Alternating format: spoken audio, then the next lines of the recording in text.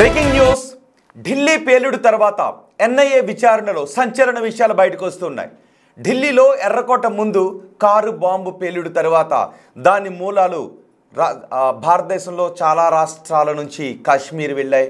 కాశ్మీర్ నుంచి పాకిస్తాన్కి వెళ్తోంది.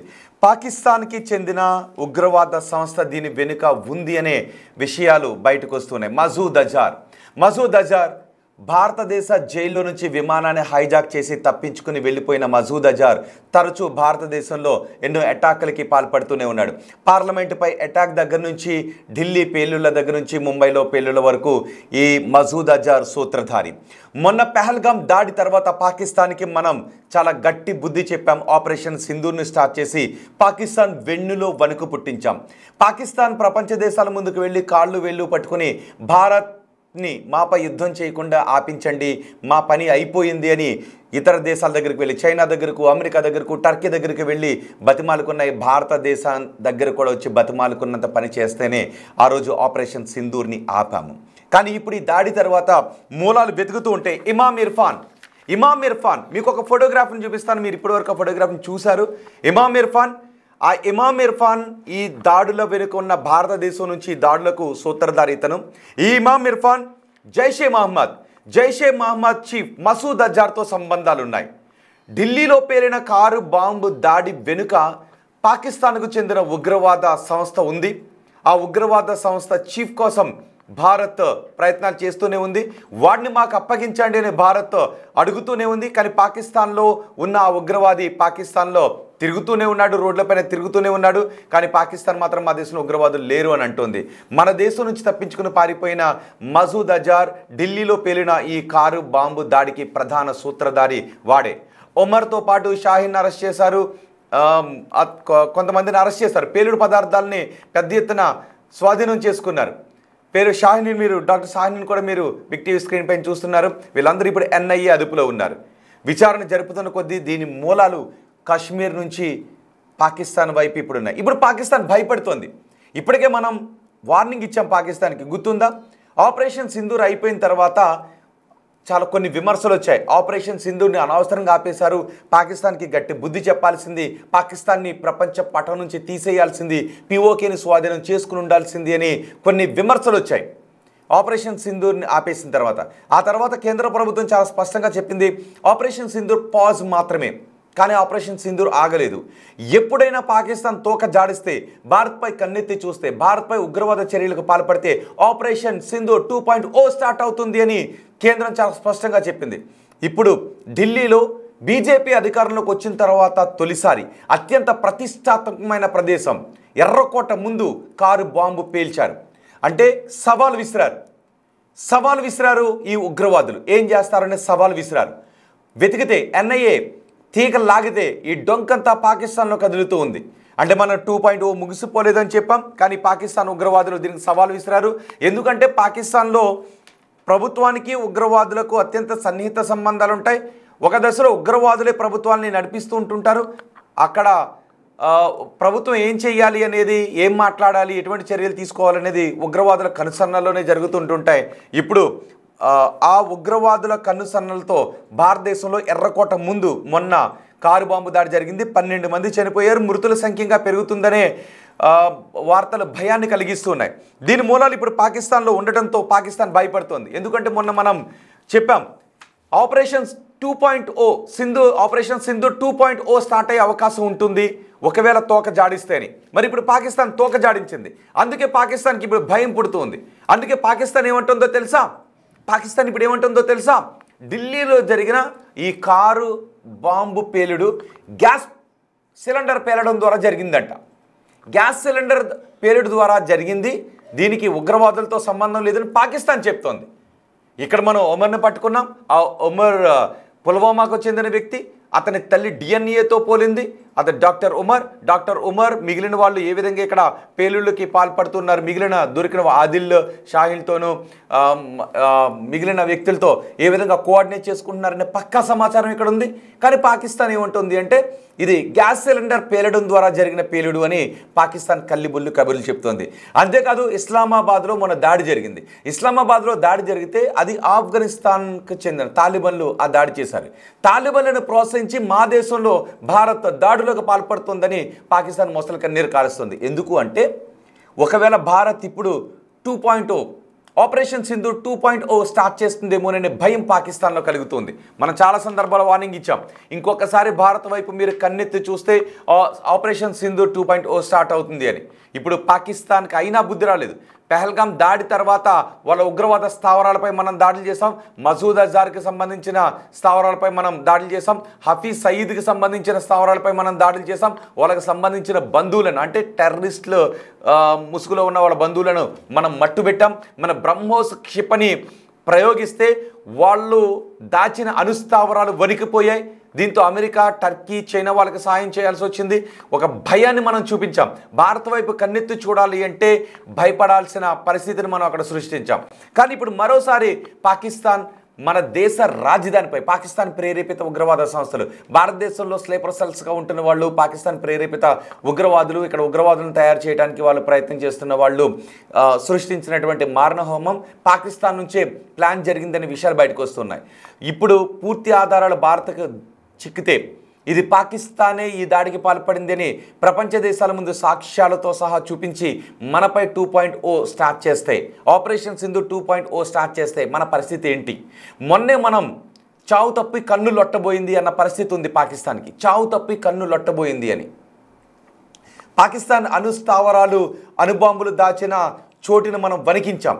కోతవేడి దూరంలో పాకిస్తాన్ అణుబాంబులు దాచిన ప్రదేశానికి 10 కిలోమీటర్ల దూరంలో మన బ్రహ్మోస్ విధ్వంసాన్ని సృష్టిస్తే పాకిస్తాన్ భయపడిపోయింది. యుద్ధాన్ని ఆపండి మొర్రు అని. పాకిస్తాన్ పార్లమెంట్లో కూడా వాళ్ళ సభ్యులు భారత్ యుద్ధాన్ని ఆపకపోతే ఇక మేము అడుక్కుని తినడమే అని. అంతేకాదు మున్నీర్ విదేశాలకు పారిపోయే ప్రయత్నాలు కూడా చేశాడు. షబాజ్ షరీఫ్ వెన్నులో వణుకు చూసామని ఆ దేశ సైనికులే చెప్పారు. బంకర్లో దాచారు షబాజ్ షరీఫ్ని తీసుకుని వెళ్ళి. ఇలాంటి పరిస్థితులను వాళ్ళు చూశారు. సో ఇప్పుడు మన ఢిల్లీ పైన పెహల్గాం దాడిని వాళ్ళు కళ్ళ ముందు కనబడుతున్నా, పెహల్గాం దాడికి మనం ఇచ్చినటువంటి గుణపాఠం వాళ్ళ కళ్ళ ముందు కనబడుతున్నా ఇంకా బుద్ధిరాని పాకిస్తాన్ ఇప్పుడు ఈ మసూద్ అజార్ ప్రేరేపిత ఉగ్రవాదులు, మసూద్ అజార్ తయారు చేసిన భారతదేశంలో ఉన్న ఉగ్రవాదులు కారు బాంబు దాడికి పాల్పడ్డారు. అంతేకాదు వీళ్ళు ఏమనుకున్నారో తెలుసా? ఈ కారు బాంబు దాడి ఇంకా ఇంత మారణహోమాన్ని సృష్టించిన కారు బాంబు దాడి ఇంకా చిన్నది. వాళ్ళు నిజమైన మారణహోమాన్ని పెద్ద ఎత్తున ఎప్పుడు సృష్టించాలనుకున్నారు అంటే రిపబ్లిక్ డే రోజున దేశవ్యాప్తంగా పెద్ద ఎత్తున పేలుళ్లు సృష్టించాలనుకున్నారు. రిపబ్లిక్ డే రోజున ఎర్రకోటలో పేలుళ్లు సృష్టించాలని అనుకున్నారు. అంటే మన దేశ సార్వభౌమత్వం పైనే వాళ్ళు సవాల్ విసరాలి అని అనుకున్నారు. మన దేశాన్ని విధ్వంసం సృష్టించడం ద్వారా భయపెట్టాలి అని అనుకున్నారు. ఇలాంటి ఎన్నో ప్రయత్నాలు చేశారు. యుద్ధాలకి కాలు దువ్వారు, మారణహోమానికి కాలు దువ్వారు, స్లీపర్ సెల్స్ను ఉపయోగించారు, ఆత్మాహుతి దాడులు చేశారు.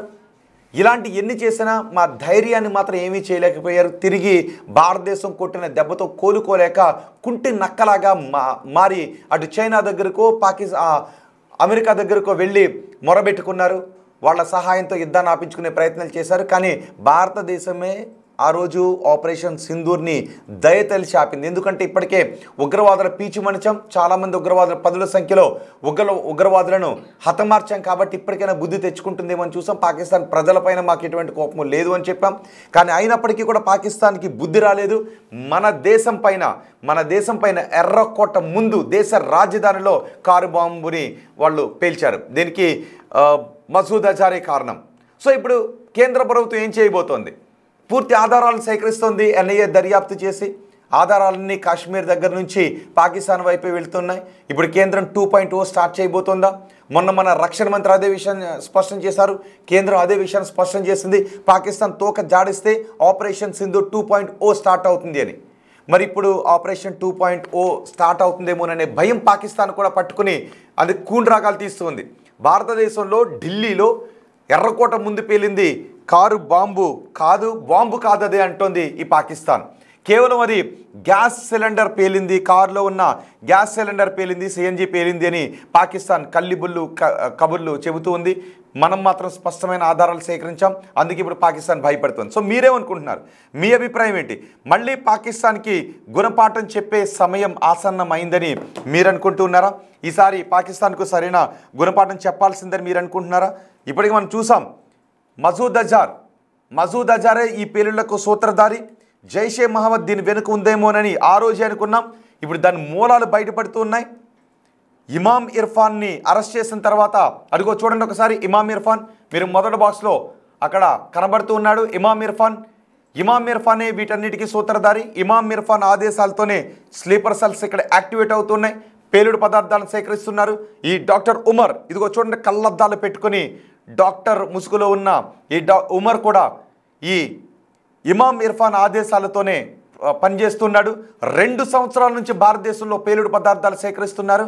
చూడండి, అదిగో ఆమె కూడా డాక్టర్ షాహిని, ఆమె వీళ్ళందరూ కలిసి ఒక టెర్రరిస్ట్ ముఠాని ఇక్కడ నడుపుతున్నారు, స్లీపర్ సెల్స్ని యాక్టివేట్ చేస్తూ ఉన్నారు.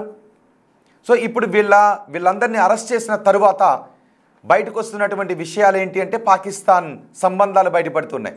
సో త్వరలో 2.0 ఆపరేషన్ సింధూర్ 2.0 స్టార్ట్ అయ్యే అవకాశం ఉంది అనే చర్చ జరుగుతోంది.